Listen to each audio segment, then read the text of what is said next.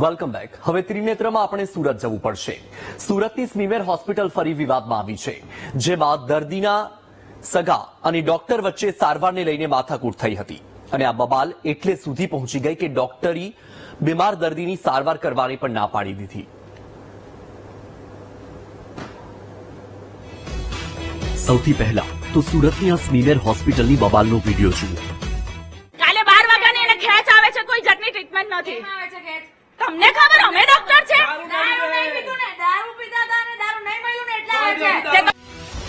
આ ઘટનામાં વૃદ્ધ દર્દી સાથે અમાનવીય વ્યવહાર કરાયાનો આક્ષેપ કરવામાં આવ્યો છે. વૃદ્ધને આખી રાત સારવાર ન આપવામાં આવી હોવાના આક્ષેપ સાથે પરિવાર દ્વારા હોબાળો કરવામાં આવ્યો હતો. જો કે હાજર મહિલા રેસિડેન્ટ ડોક્ટર દ્વારા દારૂ ન મળવાના કારણે ખેંચ આવ્યું હોવાનું જણાવીને પરિવાર સાથે ઉદ્ધતાઈ ભર્યું વર્તન કરવામાં આવ્યું હતું. કાલે રાતે 12 વાગ્યાની તમે કોઈ જાતની ટ્રીટમેન્ટ આપી નથી. તમે દાદાગીરી કરો છો. પહેલા ફોન કર્યો તેની બોલાવ્યો તમારથી અને ફોન કર્યો તેની બોલાવ્યો. મારી વાત સાંભળો. કાલે 12 વાગ્યાની એને ખેંચ આવે છે, કોઈ જાતની ટ્રીટમેન્ટ નથી. તમને ખબર અમે ડોક્ટર છે? દારૂ નહીં પીધું ને, દારૂ પીધા હતા ને દારૂ નહીં મળ્યું ને એટલે આવે છે. તે તમારે ટ્રીટમેન્ટ આપવી જોઈએ ને.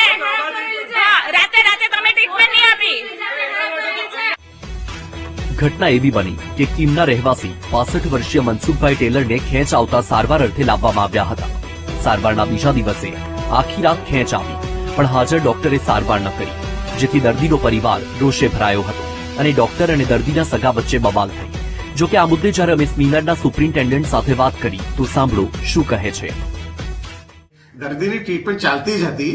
હવે એ જે ગેરસમજ થઈ છે કે ટ્રીટમેન્ટ અપાતી નથી કે એ પેશન્ટના અને એ તપાસનો વિષય છે. એના માટે હું તપાસ સમિતિ નિમીને પછી એ જે આગળની તપાસ છે કે કારણ શું છે બધાનું. અને જે વાત વિડીયોમાં દેખાય છે કે ભાઈ દારૂ ના મળી અને એના કારણે ખેંચ આવી છે, તો એ કદાચ ડોક્ટર જે છે એ જે વિડ્રોલ સિમ્ટમ્સ છે એના માટે સમજાવવાનો પ્રયત્ન કરતા હશે.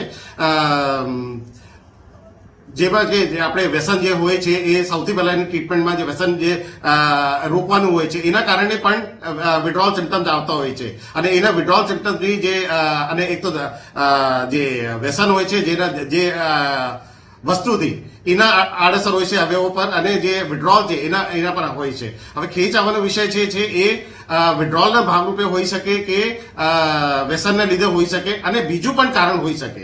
એ તપાસનો વિષય હતો. એના માટે જે MRI કરાવવાની હતી એ બાબત લઈને કઈ માથાકૂટ થઈ હતી. છતાંય હું તપાસ કમિટી નીમું છું, જેમાંથી એ ખબર પડશે કે મુખ્ય કારણ શું હતું. હોસ્પિટલ દ્વારા હાલ આ ઘટના બાબતે એક કમિટી બનાવીને તપાસ હાથ ધરવામાં આવી છે. સાથે જો ડોક્ટરોની ભૂલ હશે તો કાર્યવાહી કરવામાં આવશે તેવું જણાવાયું છે. કોઈ પણ સગા સારવાર ચાલતી હોય અને સારવાર નથી થઈ તેવું કહીને ખોટી રીતે બબાલ કરે તેવું માન્યમાં ન આવે. જે વિડીયો સામે આવ્યો છે જેમાં મહિલા કહે છે આખી રાત ખેંચ આવી પણ સારવાર ન કરી અને સવારે સિનિયર ડોક્ટરના કહેવા પર બાટલો ચડાવાયો. એટલે કે દર્દીને આખી રાતમાં કંઈ પણ થઈ શકતું હતું. તેવામાં જો દર્દીને કંઈ થયું હોત તો તેના માટે જવાબદાર કોણ હોત? સરકારી હોસ્પિટલ હોય તો શું ડોક્ટરો મન ફાવે તેમ કરશે?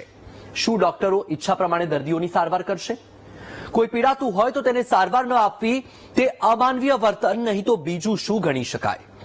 હાલ તો હોસ્પિટલે તપાસની વાત કરી મામલાને દબાવવાનો પ્રયાસ કર્યો છે, પરંતુ આ મુદ્દે હકીકતમાં કોઈ તપાસ થશે કે નહીં તે પણ એક સૌથી મોટો સવાલ છે.